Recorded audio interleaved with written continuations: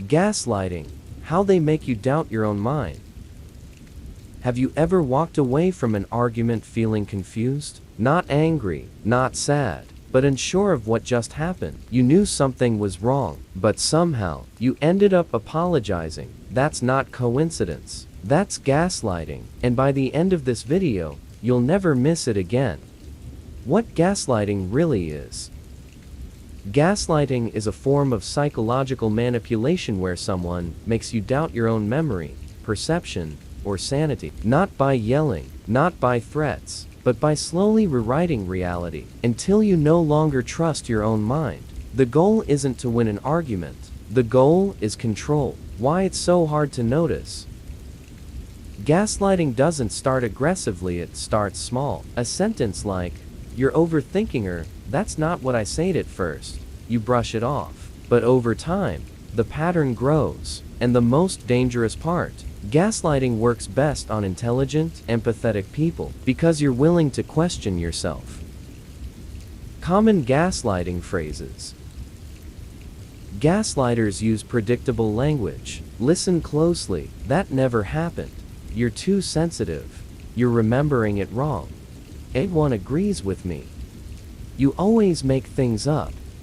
These phrases don't explain. They erase. They're designed to make you doubt yourself instead of questioning them.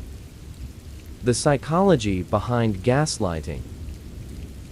Gaslighting works by attacking something fundamental, your sense of reality. Your brain relies on memory and perception to feel safe. When those are questioned repeatedly, your mind enters survival mode. You stop trusting yourself. You look outward for validation, and the gaslighter becomes the authority on truth. That's how power shifts.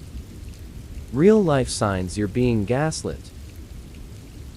Here are warning signs most people miss. You replay conversations constantly. You feel confused after interactions. You apologize, even when unsure why you feel crazy, trying to explain yourself. You trust their version of events more than your own. If this feels familiar, that's not weakness. That's conditioning. Where gaslighting happens most. Gaslighting isn't limited to relationships. It happens in romantic partners, families, workplaces, friend groups, online communities, anywhere power exists. Gaslighting can follow, especially where leaving feels difficult. How gaslighting damages the brain. Long-term gaslighting changes behavior. You stop speaking up. You second-guess decisions. You disconnect from intuition. Over time, anxiety increases, confidence drops, and your identity begins to blur. Not because you're broken, but because someone taught you not to trust yourself. How to protect yourself. Here's how you break the cycle. Step 1. Document reality. Write things down. Facts don't argue. Step 2. Trust patterns, not apologies. Words change. Behavior repeats. Step 3. Name the behavior calmly. Say, "That's not how I remember it."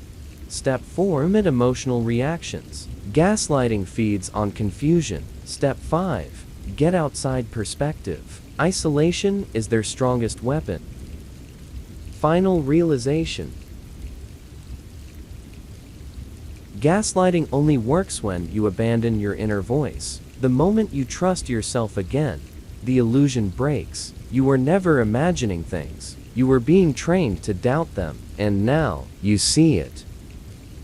End call to action. If this video helped you understand something you couldn't explain before, subscribe, because awareness is how control ends.